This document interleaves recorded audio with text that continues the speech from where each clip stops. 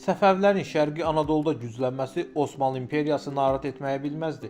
Hələ Osmanlı hökmdarı 2. Bəyazid 1488-ci ildə Şah İsmailin atası Şeyx Heydərin ölümünə görə yazmış olduğu məktubunda qızılbaşlara qarşı antipatiyasının olduğunu ifadə etmişdi. Bundan başqa Bəyazid 1501-ci ildə qızılbaşlarla Ağqoyunlular arasında baş vermiş Şərur döyüşündən əvvəl Ağqoyunlu Əlvənd Mirzəyə, həmçinin Kürd bəyi Əmir Hacı Rüstəmə yazmış olduğu məktublarda qızılbaşları, qızılbaş ordaları, despot qızılbaş dəstəsi, Allah onları məğlub etsin kimi ifadələr işlətmişdi. 1500-cü ildə Qaramanoğulluların nümayəndəsinin rəhbərlik etdiyi Türkmən üsyanı Osmanlılarla qızılbaşlar arasında münasibətləri daha da gərginləşdirdi. Buna görə də 2. Bəyazid 30 min şiəni Anadoludan sürgün etdi. 1504-cü ildə Səfəvilərin şiələşdirmə siyasətinə etiraz olaraq Təbrizə Osmanlı elçisi göndərildi. Bəyazidin başqa yerlərdəki işlərlə məşğul olması onun Səfəvi dövləti ilə daha çox məşğul olmasına əngəl törədirdi.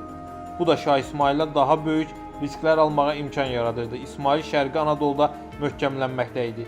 1512-ci ildə Osmanlı taxtına Bəyazidin oğlu Səlim çıxır. Bundan sonra iki dövlət arasında münasibətlər daha da gərginləşir. Sultan Səlim Şah İsmailə təhqir dolu 3 məktub göndərir. O qədər təhqirin və çılğınlığın qarşısında Şah İsmail özünü həqiqi şah kimi aparır. Çılğına qoşulmur, təmkinlə keçmişi xatırladır. Həqiqətən də Bəyazid dövründə hər iki imperiya əminamanlıq şəraitində yaşamışdı. Lakin Sultan Səlim atasından fərqli olaraq bir fəlakət ustası kimi ilk növbədə üzünü şərqə çevirir. Maraqlıdır ki, Avropa ölkələri ilə münasibətlər Sultan Səlim dövründə kifayət qədər sabit idi. Qərb istiqamətində hər hansı ciddi iri miqyaslı hərbi təşəbbüslər müşahidə olunmadığı həmin dövrdə Osmanlı İmperiyası bütün diqqətini Yaxın Şərq regionundakı mövqeylərini möhkəmləndirməyə yönəltmişdi. Səlim yürüşə başlamazdan əvvəl özlərinin üsyankar davranışların cəzası kimi 40 min Anadolu qızılbaşını edam etdirdi. O daha sonra Səfəvi ipəyinin öz ölkəsinə girişinin qarşısını almağa çalışırdı. Səlim yoldaykən Şah İsmailə göndərmiş olduğu növbəti məktubda özünü xəlifə iddiasını və şahın dindən çıxmasını bir daha vurğulayır. Şah İsmail artıq işin işdən keçdiyini anlayırdı. Döyüş qaçınılmaz idi.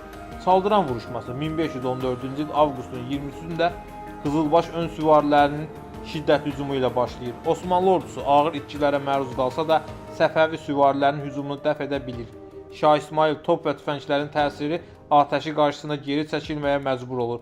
Bundan sonra Osmanlı ordusunun sol cinahına hücum etmək qərarına gəlir. Burada Osmanlı ordusuna Turali bəy və Malkoçoğlu rəhbərlik edirdilər.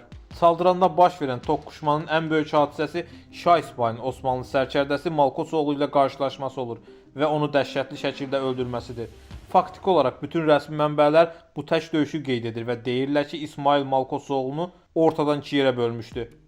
Avropa mənbələrində isə bu hadisə başqa cür təsvir edilir. Sultan Səlimin anası ona Şah İsmaillə təkbətək döyüşə çıxmağı məsləhət görür. Ancaq buna cürət etməyən Səlim öz yerinə Malkoçoğlunu göndərir və ona Şah İsmaili öldürəcəyi təqdirdə böyük var-dövlət vəd edir. Döyüşə atılan Malkoçoğlu qızılbaşların üzərinə yürüyərək Şah İsmaili axtarır və deyir: "Şeyx oğluna deyin, gəlsin. Qoy onun böyük şöhrəti böyük utancla bitsin" deyə qışqırır.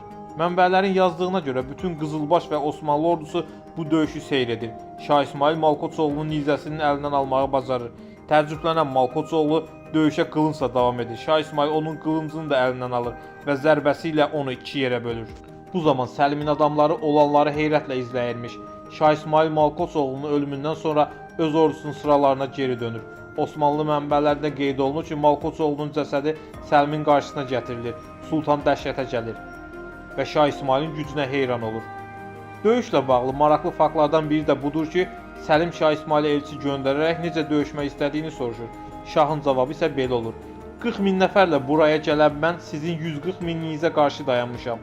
Əgər sizdə qəhrəmanlıqdan biraz iz varsa, əmr verin ki, toplardan atəş açılmasın. Əsir kişilərlə qorxaqlar aydın şəkildə seçilsin. Biz bu yolla mübarizə aparacağıq. Elçi xəbəri Səlimə çatdırır və Səlim toplardan atəş açmamağı əmr edir. Lakin sonradan özündən sayca az olan qızılbaşlar qarşısında dura bilməyəcəyini, ordusunun qaçmağa başladığını görüb toplardan atəş açmağa əmr verir. Beləcə döyüşün taleyini odlu silah həll edir. Məğlubiyyətin qaçılmaz olduğunu görən Şah İsmail geri çəkilir. Beləcə dövrün iki qüdrətli türk dövlətinin qarşı durması Osmanlıların qalibiyyəti ilə başa çatır.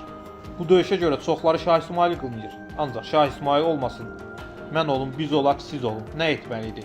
Özünü düşmənə çevirmiş türk qardaş 100 minlik ordu ilə topla tüfənglə üstünə gəlir. Ya məhv olmaq, ya da vətəni qorumaq. Saldıran döyüşünün mahiyyətinin şişirdilməsi Azərbaycanla Türkiyə arasında məqsədyönlü şəkildə soyuqluq yaratmağa xidmət edir.